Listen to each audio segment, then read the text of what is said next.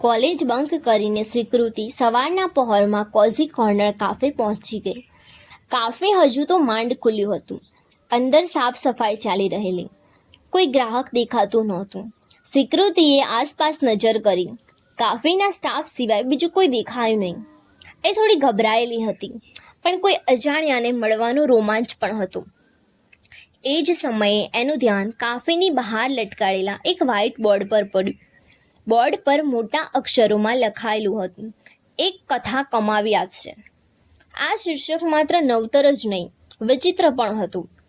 શીર્ષક વાંચીને સ્વીકૃતિની ભમરો ઊંચી થઈ ગઈ. તેના પગ થંભી ગયા. ત્યાં જ ઊભા રહીને એણે બોર્ડ પરનું સમગ્ર લખાણ વાંચવાનું શરૂ કર્યું. પ્રસિદ્ધ લેખક અનિરુદ્ધ પાઠક સાથે કથા વિનિમયનો સુવર્ણ અવસર. લેખકના સ્વમુખીથી એક ઘટના, પ્રસંગ કે પ્રતીતિ સાંભળો અને બદલામાં 1000 રૂપિયા મેળવો. તમારી કોઈ કથા લેખકને સંભળાવો અને બદલામાં 2000 રૂપિયા કમાવો. શરતો લાગુ. આટલું વાંચીને સ્વીકૃતિ થંભી ગઈ. તેણે જિંદગીમાં પહેલીવાર આવી લોભામણી અને વિચિત્ર ઓફર વાંચી હતી. તે કાફેની અંદર પ્રવેશી. ત્યાં કામ કરી રહેલા એક વેઇટરને પૂછ્યું, મેનેજર ક્યાં મળશે? ખૂણામાં આવેલી એક કેબિન તરફ ઇશારો કરીને વેઇટરે કહ્યું, ઓફિસમાં. વેઇટરને થેન્ક્સ કહીને સ્વીકૃતિ મેનેજરની કેબિન પાસે પહોંચી ગઈ. ઓફિસના દરવાજા પર 2 ટકોરા મારીને હળવેથી તેણે અડધો દરવાજો ખોલ્યો. Excuse me. યસ, કાફેના મેનેજર દિલીપ ગોસ્વામીએ કહ્યું. સ્વીકૃતિ ઓફિસની અંદર પ્રવેશી. એક કામ હતું. પ્લીઝ બેસો ને. કમ્પ્યુટર પર કામ કરી રહેલા દિલીપે પોતાનું કામ અટકાવીને કહ્યું, જી બોલો. સ્વીકૃતિએ હળવેથી વાતની શરૂઆત કરી. લેખક અનિરુદ્ધ પાઠક મળવું છે એમને? સ્ક્રીન પર રહેલા સીસીટીવી મોનિટર પર નજર નાખીને દિલીપે કહ્યું, હજુ આવ્યા નથી લાગતા, બસ હમણાં આવવા જ જોઈએ. ના, મળવું નથી. એટલે મળવું જ છે, પણ હમણાં નહીં. સ્વીકૃતિ થોડી અસમંજસમાં લાગી. સમજ્યું નહીં મેડમ. પહેલાં મારે એમના વિશે જાણવું છે. બહુ મોટા લેખક છે, તો પછી અહીંયા શું કરે છે? એમની એકલતા દૂર કરે છે. વિદ્યાર્થીઓને ઇનામ આપે છે અને અમારો ધંધો વધારે છે. બાકીના ગ્રાહકોનો સરવાળો થાય એટલી કોફી તો તેઓ એકલા જ પી જાય છે.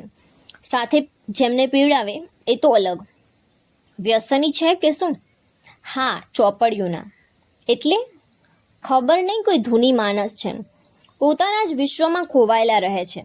સવારથી કાફે પર આવી જાય, પછી સાંજ સુધી પોતાના લેપટોપ પર કંઈક લખ્યા કરે, કંઈક વાંચ્યા કરે અને કોફી પીધા કરે. અને સાંજે મેડિકલના છાત્રોને વાર્તા સંભળાવે અને એના બદલામાં રૂપિયા આપે. મારે એ ઓફર વિશે જાણવું છે. તમે પત્રકાર છો? ના, મેડિકલ સ્ટુડન્ટ છું. ઓહ અચ્છા. જુઓ, સાહેબ પહેલાં તમને એક વાર્તા કહેશે. એ વાર્તા તમારે શાંતિથી સાંભળવાની. એના બદલામાં સાહેબ તમને 1000 રૂપિયા આપશે. પછી એક વાર્તા તમારે કહેવાની. જો સાહેબને તમારી વાર્તા ગમી ગઈ તો સાહેબ તમને 2000 રૂપિયા આપશે. અને ન ગમી તો માત્ર 1000 રૂપિયા લઈને નીકળી જવાનું.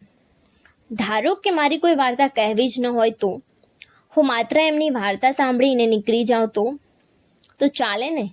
માત્ર 1000 રૂપિયા લઈને નીકળી જવાનું. પણ જો તમારે વધારાના 2000 કમાવા હોય તો વાર્તા કહેવી પડશે. તમારી વાર્તા એમને ગમી જાય તો કુલ 3000 રૂપિયા મળશે. પણ ધારો કે ન મળે તો 1000 તો મળશે જ. ટાઈમપાસ કરે છે કે શું? કોઈની સાથે વાતો કરવાના રૂપિયા મળતા હોય તો એમાં વાંધો શું છે? પણ આવું કોણ કરે? કરોડપતિ છે કે શું? એક સુંદર સ્મિત કરીને દિલીપે કહ્યું, દાનવીર બનવા માટે કરોડપતિ હોવું જરૂરી નથી. કોફી પીવી ફરજિયાત છે?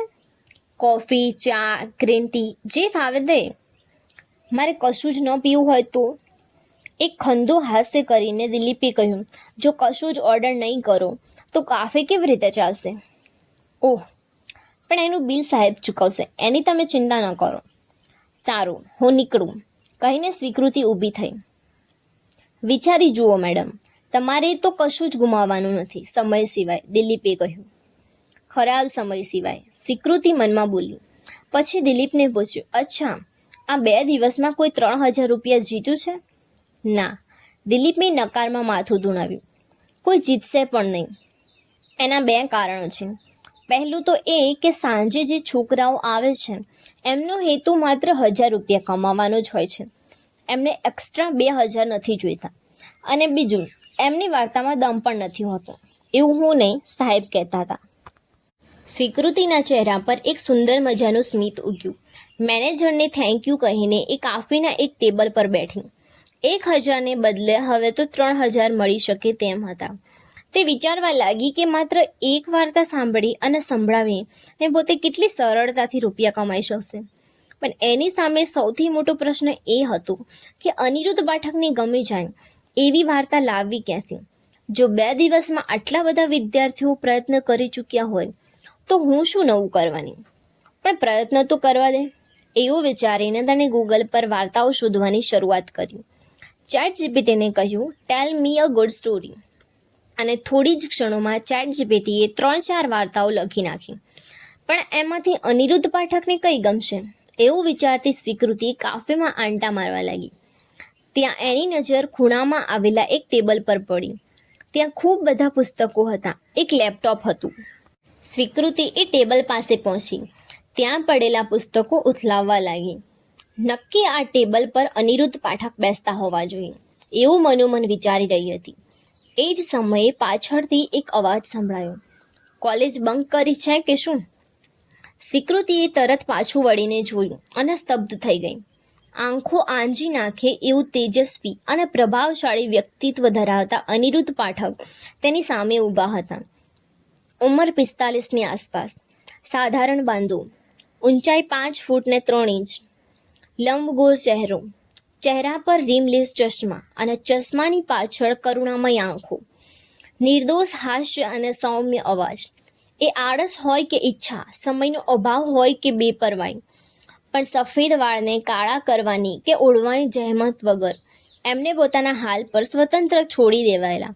ન કાંડા ઘડિયાળ, ન પરફ્યુમ, સ્વચ્છ અને સુઘડ પણ સાધારણ પહેરવેશ, શર્ટના ખિસ્સામાં ભરાવેલી પેન અને હાથમાં એક બ્રીફ કેસ. એ માણસ એટલો બધો સામાન્ય લાગતો હતો કે 3 લુકના સમૂહમાં પણ શોધવો પડે, અને છતાં વ્યક્તિત્વ એટલું તેજસ્વી હતું કે હજારોની ભીડમાં પણ ઓળખાઈ જાય. ટટ્ટાડોક, ઊંચકાયેલા ખભા અને પહોળી છાતી, એમના પોસ્ચરમાં જ કોન્ફિડન્સ છલકાતો હતો. પૃથ્વી પર ભૂલા પડેલા કોઈ પરગ્રહવાસી કે એલિયનને નિહાળતી હોય એ રીતે સ્વીકૃતિ પોતાની સામે ઊભેલા અનિરુદ્ધ પાઠકને નિહાળતી રહી. મોં ખુલ્લું રહી ગયું, શબ્દો ખોવાઈ ગયા, ચહેરાની રેખાઓ સ્થિર અને શરીર સ્થાવર થઈ ગયું. આમ પણ ડિપ્રેશનમાં રહેલી વ્યક્તિ કોઈ વૃક્ષ જેવી બની જાય છે. શ્વાસ લીધા કરે છે પણ હલનચલન નથી કરતી, સજીવ કહેવાય છે પણ સ્થળાંતર નથી કરતી. હા, એક તફાવત છે, વૃક્ષો આનંદમાં હોય છે, એક જ જગ્યા પર ખોડાયેલા હોવા છતાં વહેતા પવનની સાથે તેઓ લહેરાઈ શકે છે, પણ હતાશ વ્યક્તિને કશું જ હલાવી નથી શકતું. સ્વીકૃતિ પણ પોતાનું જડત્વ લઈને ત્યાં જ ઊભી રહી. કેમ છો? હું અનિરુદ્ધ પાઠક, એટલું કહીને અનિરુદ્ધે પોતાનો હાથ લંબાવ્યો.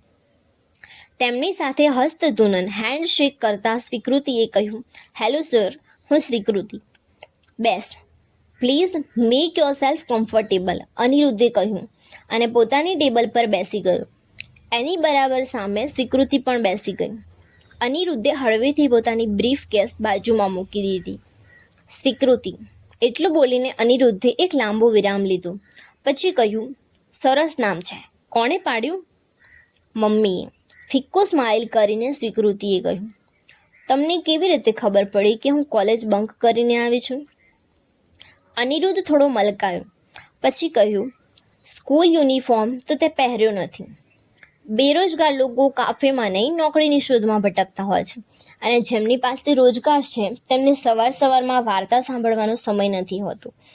ન તો આજે જાહેર રજા છે, ન તો રવિવાર, તો બાકી બચી 2 જ શક્યતાઓ. 1, તું કોલેજ સ્ટુડન્ટ છે, 2, તે કોલેજ બંક કરી છે. લોજિક, પ્રભાવિત થઈને સ્વીકૃતિએ કહ્યું. કોફી પીશ ને? અનિરુદ્ધે પૂછ્યું. જી સર, કહીને સ્વીકૃતિએ કહ્યું, નો સર, બહુ ઈચ્છા નથી. કોફી પીવા માટે ઈચ્છા નહીં, બહાનું જોઈએ. એટલું કહીને અનિરુદ્ધે વેઇટરને કહ્યું, 2 કોફી પ્લીઝ. એક વાત પૂછું? સ્વીકૃતિએ ડરતા ડરતા પૂછ્યું. જે મનમાં પ્રશ્નો નથી ઉદ્ભવતા એ મન બિન ખેતી લાયક જમીન જેવું હોય છે.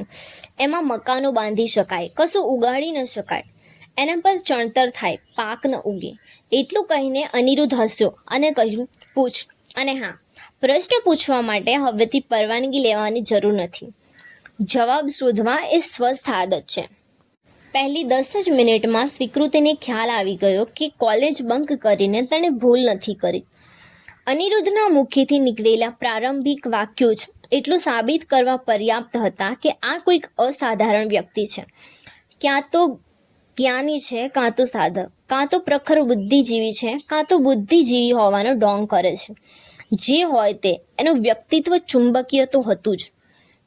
એના શબ્દો, એની વાતો, બોલવાની છટા અને સૌથી વધારે એની આંખો સામેવાળાને જકડી રાખે એવી હતી.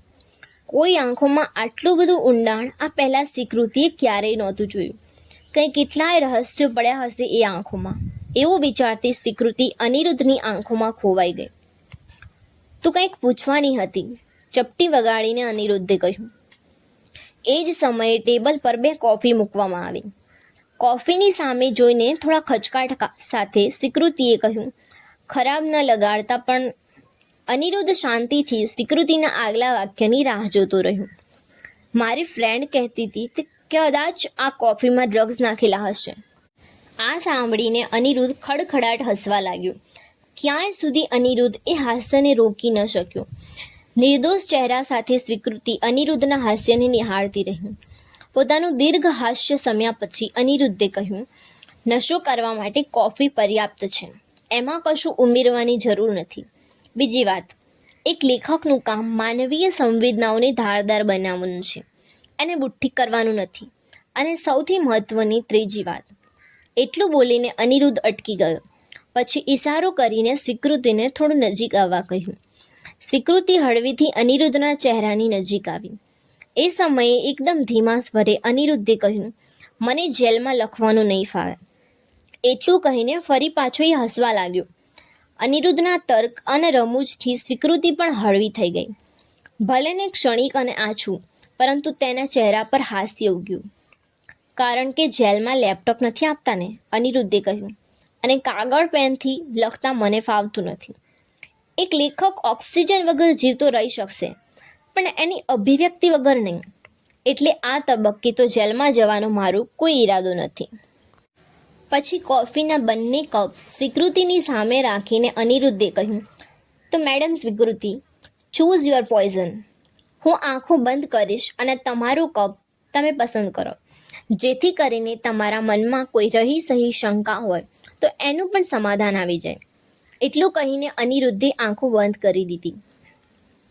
ભરોસાની એક ખાસિયત હોય છે, એ ખુલ્લી આંખે નથી થઈ શકતો. ભરોસો કરવા માટે આંખો બંધ કરવી પડે છે. અનિરુદ્ધની મીંચાયેલી આંખો તેણે આપેલા ભરોસા અને ખુલાસાનું સમર્થન કરી રહી હતી. સ્વીકૃતિને તેના પર વિશ્વાસ આવવા લાગ્યો. કોઈના પર વિશ્વાસ કરવા માટે ક્યારેક એક ક્ષણ જ પર્યાપ્ત હોય છે, અને ક્યારેક દુનિયાભરના ખુલાસા અને સમજાવટ પછી કોઈ માણસ ભરોસાપાત્ર નથી લાગતો. એક જ શરતે કોફી પીશ, તમે આંખો ખોલશો પછી, અને તું કહેશો તો જ.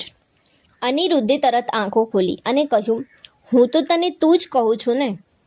હમણાં તો કહ્યું, મેડમ સ્વીકૃતિ, તમારો કપ તમે પસંદ કરો. અનિરુદ્ધના ચાળા પાડીને સ્વીકૃતિએ કહ્યું, એ તો લાડમાં કહ્યું. લાડમાં પણ તું જ કહો ને. એવું હોય તો તમારે કૌંસમાં લખી નાખવું કે આ તો લાડમાં કહેવાયેલું છે. આર્ટ્સની સ્ટુડન્ટ છે કે શું?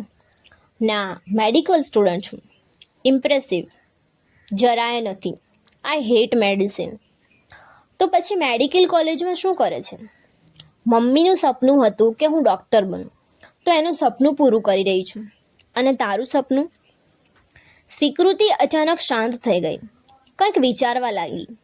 એ સમયે તેને પ્રતીત થયું કે એના જીવનમાં તો સ્વપ્નની ગંભીર અછત છે.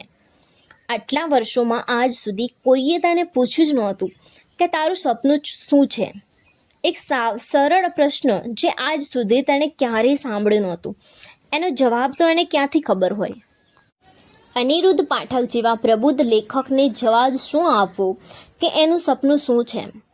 નવરાત્રિ પહેલાં એક બોયફ્રેન્ડ બનાવી લેવો એ કે 30,000 ભેગા કરીને લાઇપોસક્શન કરાવી લેવું તે. એ સમસમી ગઈ, કશું જ બોલી ન શકી. અને તારું સપનું? જો સરળ અને સામાન્ય પ્રશ્ન એને સ્વસ્થ કરી ગયો. ખૂબ લાંબા અંતરાલ પછી એના મુખેથી માંડ એટલા શબ્દો નીકળ્યા કે ખબર નથી. અનિરુદ્ધે તરત કહ્યું, બહુ જલ્દી ખબર પડી જશે.